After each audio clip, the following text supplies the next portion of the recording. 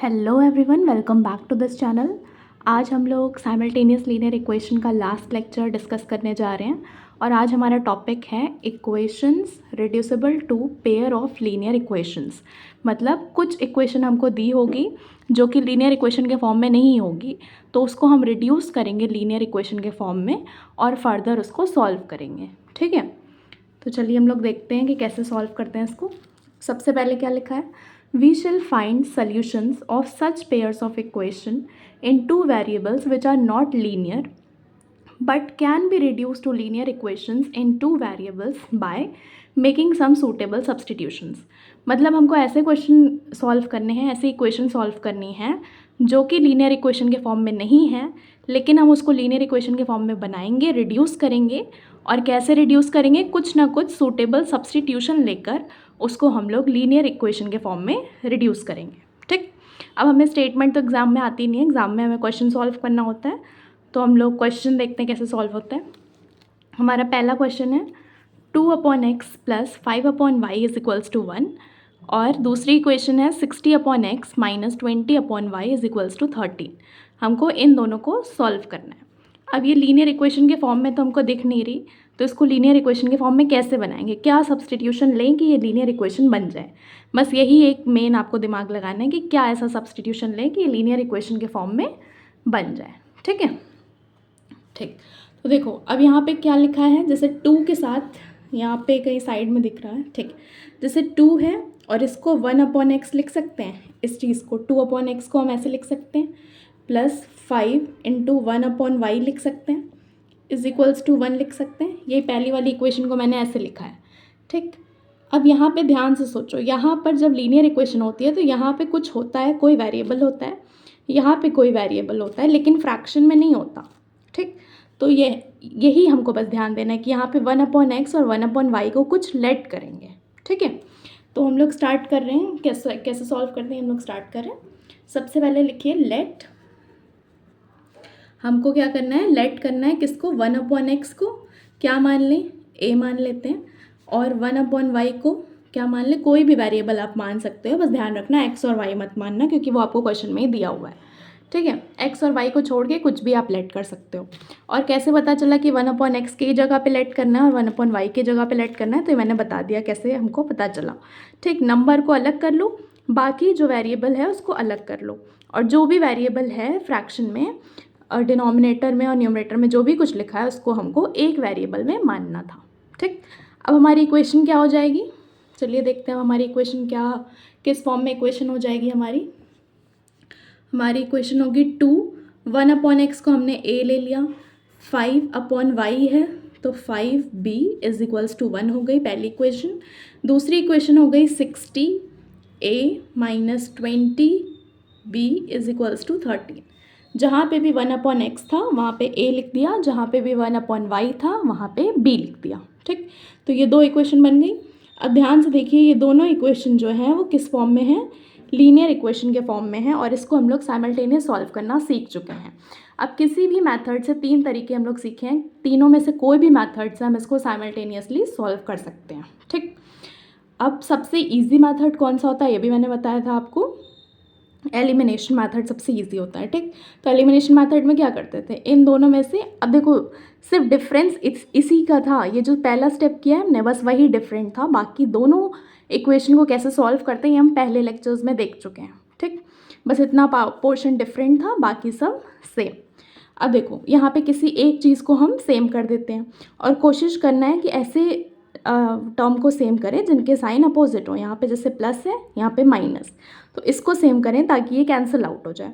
तो 5 को 20 कैसे बनाएंगे, 4 टाइम्स मल्टीप्लाई करके, यहाँ तो 20 है ही तो यहाँ पे कुछ मल्टीप्लाई करने की ज़रूरत नहीं है, मतलब इंटू 1 कर दिया। ठीक, सेम ही रहेगा। तो अब जो इक्वेशन बनेगी वो क्या बनेगी, चलिए देखते हैं क्या बनेगी इक्वेशन।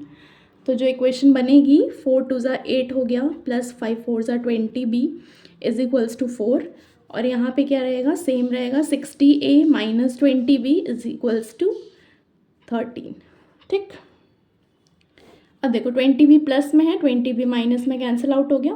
क्या कर रहे हैं हम, एडिंग कर रहे हैं। क्यों एडिंग कर रहे हैं, क्योंकि यहाँ पे दो चीज़ कैंसिल हो रही है, हमको साइन चेंज करने की ज़रूरत नहीं पड़ रही। जहाँ पे साइन चेंज करने की ज़रूरत पड़ेगी कैंसिल आउट करने के लिए, वहाँ पर सब्ट्रैक्ट करते हैं। अब फटाक से ऐडिंग करा तो ये ऐड करेंगे तो क्या आ जाएगा 68A, ये तो कैंसिल हो गया, ये ऐड करेंगे तो क्या आ जाएगा 17। ठीक, दिख रहा है? ठीक है, अब देखो आगे कैसे करेंगे। a इज इक्वल्स टू 17/68 हो गया, which is a is equals to कितना हो गया, कैंसिल करिए, कितने टाइम्स आएगा बताइए, 4 टाइम्स आएगा, तो 1/4। a की वैल्यू आ गई 1/4। अब इसी a की वैल्यू को हम किस में पुट करेंगे, किसी भी दो, ये दोनों इक्वेशन में किसी में भी एक में पुट करेंगे तो b की वैल्यू आ जाएगी। चलिए पुट करके देखते हैं। ओके, तो पुट करते हैं हम पहले इक्वेशन में। ठीक, तो पहली इक्वेशन क्या थी, 8a plus 20b is equals to 4, ये पहली इक्वेशन थी जो हमने बनाई थी। ठीक, अब इसको 8a की वैल्यू क्या है 1/4 plus 20b is equals to 4, 4 to ज़ा क्या हो गया 8, तो इक्वेशन क्या बनी यहाँ पे 2 plus 20b is equals to 4। ठीक है, इतना समझ में आया।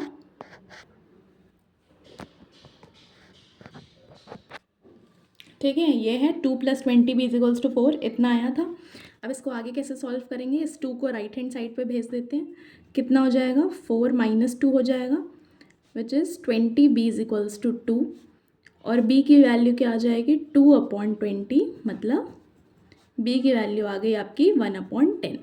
अब हमारी a की वैल्यू आ गई है, b की वैल्यू आ गई है, लेकिन हमारे क्वेश्चन में a और b तो गिवन ही नहीं था। क्या गिवन था, x और y, तो हमें x की वैल्यू निकालनी है और y की वैल्यू निकालनी है। तो ध्यान दीजिएगा, हमने x 1/x जो है वो क्या था, a था। ठीक, और a की वैल्यू क्या आई थी 1/4, राइट। अब इसको जब कंपेयर करोगे या क्रॉस मल्टीप्लाई करोगे तो x की क्या वैल्यू आ जाएगी 4 आ जाएगी, राइट। क्रॉस मल्टीप्लाई करके देख लो, x इंटू 1 x हो गया, 4 इंटू 1 4 हो गया। ऐसे ही b की क्या वैल्यू आएगी, b को हमने क्या माना था 1/y माना था, और b की क्या वैल्यू आई है 1/10 आई है। इसको कंपेयर कर लो क्रॉस मल्टीप्लाई करके, तो y की वैल्यू क्या आ जाएगी 10 आ जाएगी। तो हमारी x की वैल्यू 4 आ गई, y की वैल्यू 10 आ गई, ये हमारा आंसर हो गया। ठीक, अब एक और क्वेश्चन हम लोग देखते हैं कि कैसे सॉल्व करना है।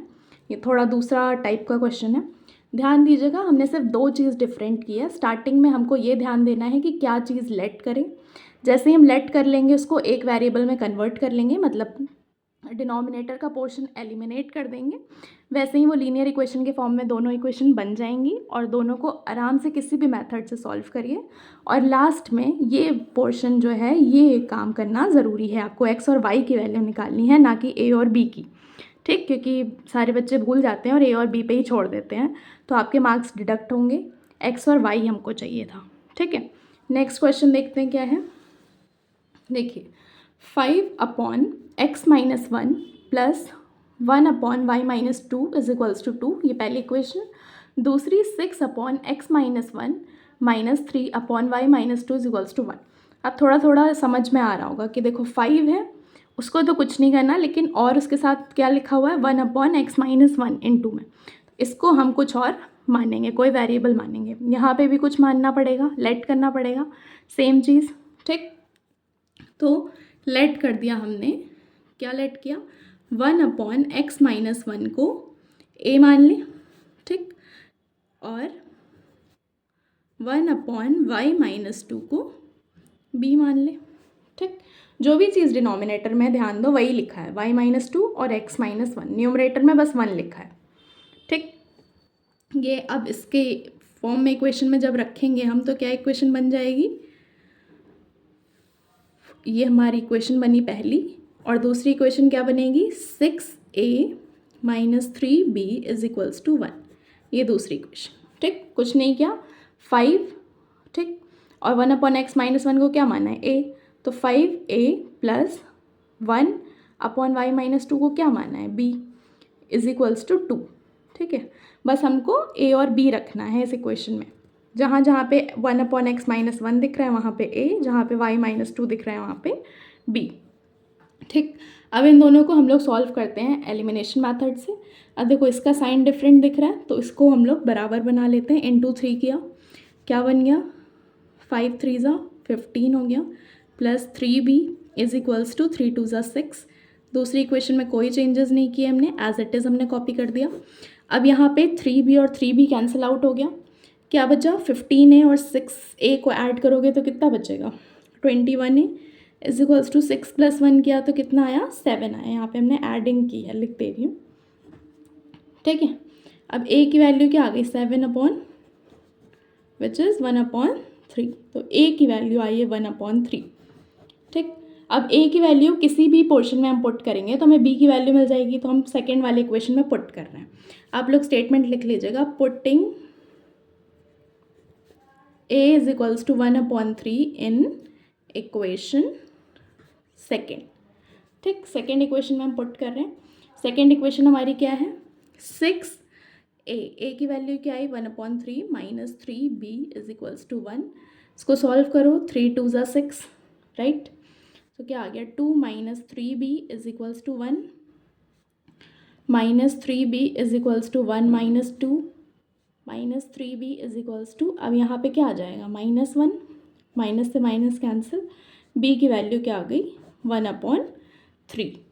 a की वैल्यू भी 1/3 आई, b की वैल्यू भी 1/3 आई, ठीक। लेकिन हमें a और b नहीं चाहिए, हमको क्या चाहिए, x और y चाहिए, ठीक है। हमारे क्वेश्चन में क्या गिवन है, x और y गिवन है, ठीक है। तो x और y कैसे निकालेंगे, किसको हमने लेट किया था, ध्यान देना, किसको लेट किया था, 1/x माइनस 1 को a लेट किया था, और a की वैल्यू क्या आई, 1/3, क्लियर।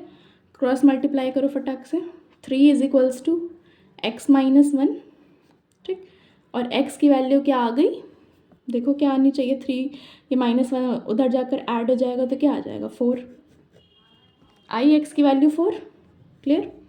दूसरा हमने क्या माना था, 1/x y माइनस 2 को b माना था, और b की वैल्यू क्या आई, 1/3 आई थी। फिर से क्रॉस मल्टीप्लाई किया, क्या हो जाएगा, 3 is equals to y minus 2, और 3 इधर है और -2 इधर है, -2 उधर जाएगा तो क्या आ जाएगा, प्लस, तो y की वैल्यू क्या आ गई, 5, क्लियर।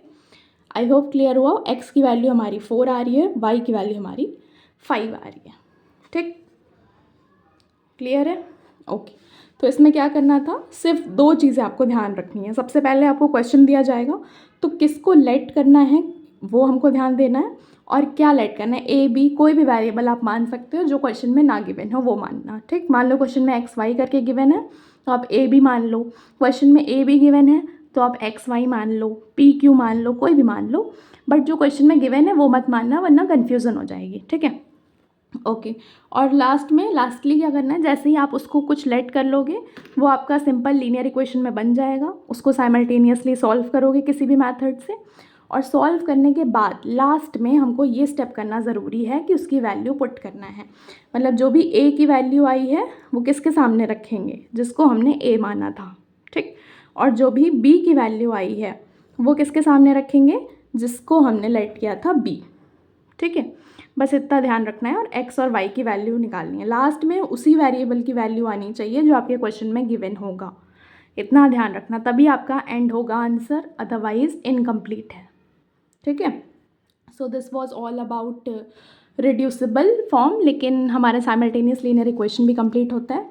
अब नेक्स्ट चैप्टर हम लोग नेक्स्ट वीडियो में स्टार्ट करेंगे, ठीक है। Thank you and please subscribe my channel.